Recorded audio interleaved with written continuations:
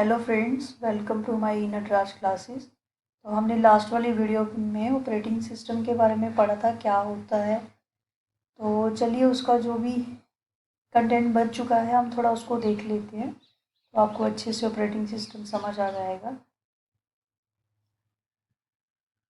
Operating system can be defined as a method of operating the system and a mode of system access. जैसे मैंने आपको last video में बताया था कि ऑपरेटिंग सिस्टम जो होता है वो एक मेडिएटर का काम करता है, वो एक इंटरफेस होता है बिटवीन सॉफ्टवेयर एंड हार्डवेयर। तो होप आपको थोड़ा कुछ याद होगा पिछली वाली स्लाइड्स का। तो यहाँ पे ऑपरेटिंग सिस्टम को हम थोड़ा जानेंगे कि ये मतलब कब डेवलप हुआ था, पहले इसके क्या फीचर्स थे, तो अभी इसके क्या है, इसका यूजेस क्या है। तो ऑपरेटिंग सिस्टम हम क्लासीफाई कर सकते हैं एक मेथड की तरह, जो क्या करेगा, ऑपरेटिंग द सिस्टम, जो ऑपरेट करेगा system and a mode of system assess. अब जैसा जैसा सिस्टम का मोड का असेस होगा, मतलब जैसे कंप्यूटर में कुछ फीचर्स और होते हैं, लैपटॉप में थोड़े डिफरेंट होते हैं, और उसके बाद मोबाइल फ़ोन में थोड़े चेंज होते हैं। तो हर एक सिस्टम में जो ऑपरेटिंग सिस्टम होता है वो अलग अलग जो मोड होते हैं सिस्टम के असेस करके ऑपरेट करता है चीज़ों को, ठीक है। Basic operating system features were developed in the 1950s। अब जैसे आपको पता है कि कंप्यूटर काफ़ी पहले चाइना ने मतलब स्टार्ट किया था बनाना। अबेकस जो था वो फर्स्ट चाइना से बिलोंग करता है। तो तब एक छोटी सी वो मशीन बनाई थी, तो जहाँ से कंप्यूटर की जनरेशन्स स्टार्ट हुई थी। तो 1950 में क्या होता है कि एक ऑपरेटिंग सिस्टम डेवलप्ड हो जाता है। Operating system in the 1950s were called single stream batch processing system. उस सिस्टम को हम तब क्या कहते थे, single stream batch processing system. अब के जो ऑपरेटिंग सिस्टम है वो सिंगल यूज़र भी है, मल्टी यूज़र भी है, मल्टीटास्किंग भी है और मल्टी प्रोसेसिंग भी है। लेकिन तब के जो था क्या था, work called single stream batch processing system, ठीक है। मतलब समझ आ गया ना आपको। तो ऑपरेटिंग सिस्टम के बारे में ज़्यादा आपको मतलब याद में रखने की ज़रूरत नहीं है, बस इतना याद रखना है कि जो ऑपरेटिंग सिस्टम है ना वो कंप्यूटर में क्या करता है, एक मेडिएटर बनता है, देन उसके बाद एक इंटरफेस होता है कंप्यूटर के बीच में और यूज़र के बीच में। और ये जो ऑपरेटिंग सिस्टम है ये डिफरेंट डिफरेंट जो उसके मोड्स होते हैं सिस्टम के, तो उनको परफॉर्म करता है, ठीक है। तो जैसे आपको थोड़ा याद होगा, मैंने आपको ऑपरेटिंग सिस्टम का सबसे पहले तो मैंने आपको सॉफ्टवेयर समझाया था, सॉफ्टवेयर। देन उसके बाद सॉफ्टवेयर को मैंने उसके 2 सेशन में डिवाइड किया था, जैसे system software and application software. अब देखो, अगर एप्लीकेशन सॉफ्टवेयर की हम बात करें तो एप्लीकेशन सॉफ्टवेयर जो होते हैं ना, जैसे मेडिकल पर्पस के लिए, एजुकेशन, बिजनेस, एंटरटेनमेंट मैंने बताया था, तो वो जो होते हैं उनको भी कैसे मतलब रन किया जाता है कंप्यूटर में, ऑपरेटिंग सिस्टम से। प्लस हार्डवेयर भी वहाँ पे यूज़ में आता है, ठीक है ना। आपके पास लैपटॉप नहीं होगा तो ऑपरेटिंग सिस्टम कहाँ से होएगा, और उसमें जो एप्लीकेशंस आप डाउनलोड करोगे, चाहे वो एजुकेशन की हो, बिजनेस की हो, कोई भी हो, तो वो परफॉर्म करना बिना हार्डवेयर और ऑपरेटिंग सिस्टम के तो पॉसिबल ही नहीं है ना। मतलब अगर आपको कोई बोले वो वाली ऐप डाउनलोड कर लो, सपोज़, आपके पास उसके लिए स्मार्टफोन, लैपटॉप, मतलब कुछ होना चाहिए ना सोर्स। तो जब आपके पास कोई सोर्स होगा तो वो आपके पास हार्डवेयर होगा। जब आप वो असेस कर लोगे तो वो एप्लीकेशन होएगी, और जब एप्लीकेशन होएगी तो उसमें उसको जब आप स्टार्ट करोगे तो वो जो सिस्टम होएगा वो क्या करेगा, उसको ऑपरेटिंग सिस्टम से क्या करेगा, रन करेगा। मतलब यहाँ तक क्लियर है। चलिए कंटिन्यू रहिए करिए। अब देखो, ऑपरेटिंग सिस्टम जो है उसके बड़े सारे ना टाइप्स होते हैं, ठीक है। टाइप समझते हो ना, बड़े सारे तरह के ऑपरेटिंग सिस्टम होते हैं। सबसे पहले तो हम रियल टाइम ऑपरेटिंग सिस्टम के बारे में पढ़ेंगे। रियल टाइम ऑपरेटिंग सिस्टम जो है वो capable of processing data so quickly and instantly available with in a specified time, ठीक है ना। रियल टाइम प्रोसेसिंग मतलब जो होता है ना ऑपरेटिंग सिस्टम में, जो भी प्रोसेस होती है ऑपरेटिंग सिस्टम में रियल टाइम में, रियल टाइम क्या होता है कि आपको बड़ा जल्दी किसी चीज़ का ना आउटपुट देना है, ठीक है। पहले वो इनपुट लेगा, उसी समय उसको आउटपुट देना पड़ेगा, और मतलब कुछ पर्टिकुलरली टाइम होएगा। जैसे मेडिकल केयर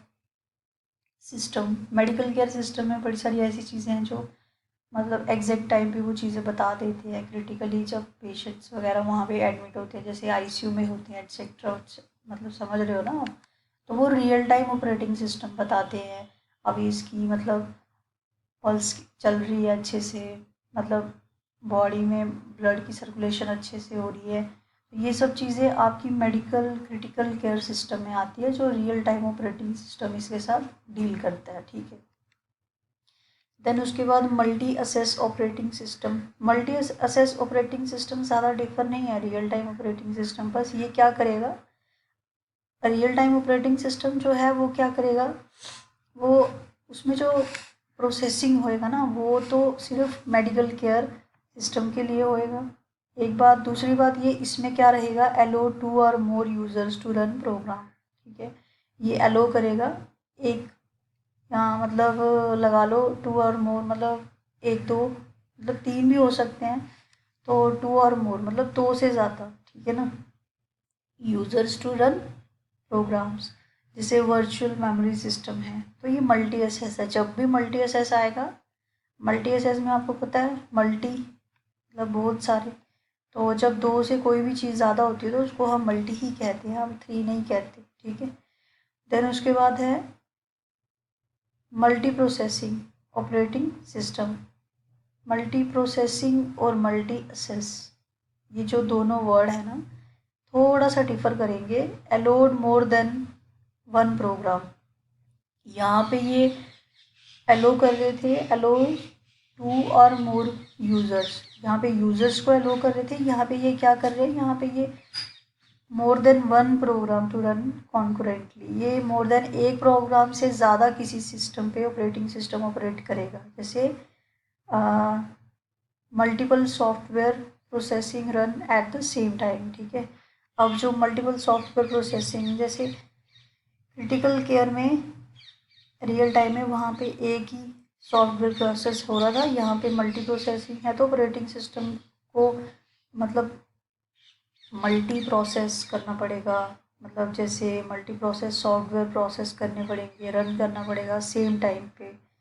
तो इसको इसकी जो एग्ज़ाम्पल है वो यूनेक्स है, विंडोज़ 2000 है, ठीक है ना। विंडोज़ 2000 जो है और यूनेक्स जो है ना, इसमें बड़े सारे मल्टी प्रोसेसिंग ऑपरेटिंग सिस्टम है, क्योंकि ये जो है, जो हमारी ये लास्ट वाली स्लाइड है, यहाँ पे क्या था, work called single stream batch processing system 1950 में।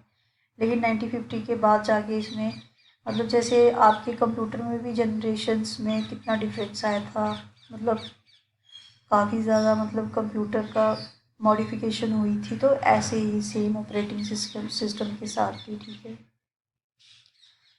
तो उसके बाद मल्टी टास्किंग, अगर वो मल्टी असेस है, मल्टी प्रोसेसिंग है, तो ये मल्टी टास्किंग ऑपरेटिंग सिस्टम भी वही है, इसलिए मैंने इसको डिफ़ाइन नहीं करा। मल्टी टास्किंग ऑपरेटिंग सिस्टम है कि बड़े सारे इसमें टास्क इसको मल्टी टास्किंग मिलेंगे और ऑपरेटिंग सिस्टम क्या करेगा, परफॉर्म करेगा, ठीक है। अब time sharing operating system, time sharing operating system क्या रहेगा, time is divided into small units, time को स्मॉल यूनिट में डिवाइड किया जाएगा। तो टाइम के अकॉर्डिंगली क्या किया जाएगा, यूज़र्स को मतलब सिस्टम प्रोवाइड किया जाएगा और वो उसको अपने हिसाब से यूज़ कर सकता है, ठीक है। तो जैसे सॉरी शायद ये गलती से 2 बार टाइप हो चुका है, मल्टी प्रोसेसिंग ऑपरेटिंग सिस्टम, ये हम पहले डिस्कस कर चुके हैं, ठीक है। तो चलो थोड़ा फिर से बता देती हूँ। मल्टी प्रोसेसिंग ऑपरेटिंग सिस्टम जिसमें बड़े सारे प्रोसेस जो हैं, मल्टी प्रोसेसिंग ऑपरेटिंग सिस्टम जिसमें बड़े सारे प्रोसेस करेगा क्या, ऑपरेटिंग सिस्टम, ठीक है ना। कोई इसका कन्फाइंड वो नहीं रहेगा, इसमें बड़े सारे प्रोसेस करेगा ऑपरेटिंग सिस्टम। एक ही विंडो के अंदर मान लो, एक ही लैपटॉप में मान लो, तो उसको हम मल्टी प्रोसेसिंग सिस्टम कहेंगे। अब सिंगल टास्किंग ऑपरेटिंग सिस्टम क्या होता है? सिंगल टास्किंग ऑपरेटिंग सिस्टम बहुत इजी है, मतलब Palam top computer is a good example of modern single user single task operating. ठीक है, आप जो कंप्यूटर यूज़ करते हो वो क्या है? Single tasking operating system. ठीक है, आप जो भी यूज़ कर रहे हो हम उसको सिंपली ये कहेंगे, Palam top computer is the good example of modern single user single task operating. ठीक है, उम्मीद है आपको यहाँ तक समझ आया होगा। देन उसके बाद सिंगल यूज़र्स मल्टीटास्किंग। अब एक सिंगल यूज़र मैंने आपको पिछली स्लाइड में बताया है, एक मिनट,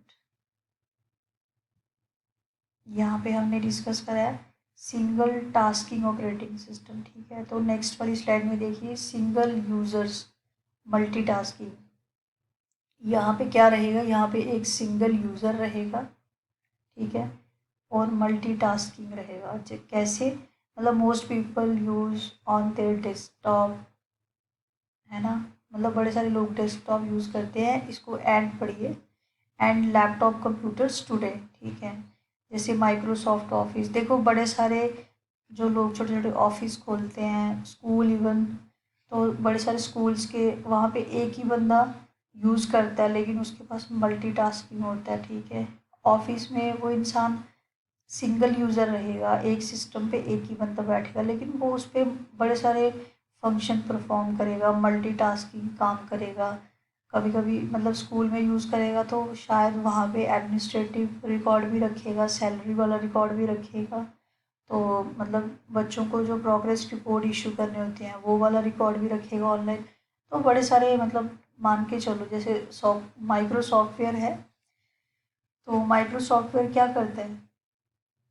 हर एक बंदे के पास माइक्रो सॉफ्टवेयर तो होता है लैपटॉप में, तो वो सिंगल यूज़र, एक लैपटॉप में सिंगल यूज़र एक ही बंदे के लिए माइक्रोसॉफ्ट होगा जिसमें मल्टीटास्किंग होगा। बड़े सारे एक सॉफ्टवेयर होंगे जहाँ से माइक्रोसॉफ्ट से जाके वो कुछ तो पेड होंगे कुछ तो फ्री अवेलेबल होंगे, उनको डाउनलोड करेंगे और उनको मल्टीटास्किंग में यूज़ कर सकते हैं। ठीक है, सम इम्पॉर्टेंट ऑपरेटिंग सिस्टम, कुछ मैं आपको इम्पोर्टेंट ऑपरेटिंग सिस्टम बताने जा रही हूँ।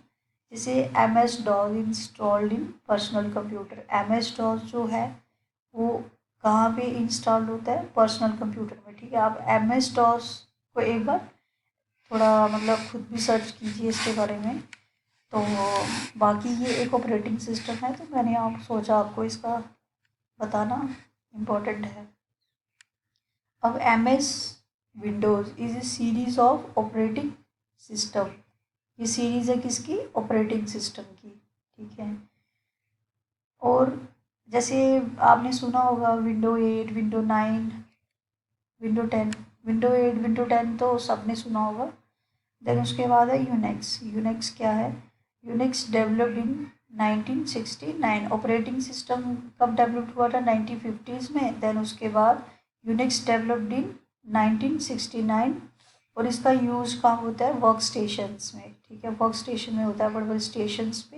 ये मल्टीटास्किंग होता है और मल्टी यूज़र्स होता है ऑपरेटिंग सिस्टम। ओएस को हम ऑपरेटिंग सिस्टम पढ़ेंगे शॉर्ट में। ठीक है, अब मल्टीटास्किंग और मल्टी यूज़र क्या होता है कि उसमें बड़े सारे फंक्शन होते हैं और बड़े सारे यूज़र एक ही टाइम पे उसको परफॉर्म कर सकते हैं। ठीक है, अब Linux, Ubuntu, Ubuntu both are open source of software. ये ओपन सोर्स है इसके सॉफ्टवेयर के, तो ये भी एक इम्पॉर्टेंट ऑपरेटिंग सिस्टम है। यूनिक्स, यूबंटू, ये दोनों क्या है? ओपन सोर्स है, इसलिए मैंने इनको अलग से लिख दिया है। आपको अगर कभी मतलब JKSSB के एग्ज़ाम में कभी पूछ ले कि बताओ इनमें से कौन से ओपन सोर्स ऑफ सॉफ्टवेयर हैं, तो इनका कभी नाम आए तो आपको थोड़ा याद आ जाए कि इसका कभी थोड़ा पढ़ा था। ठीक है, अब मैक, MAC, इसको हम मैक बोलेंगे। Mac operating system developed by Apple Inc. ठीक है, इसको एप्पल इंच ने डेवलप किया था, और ये किसके लिए डेवलप किया था?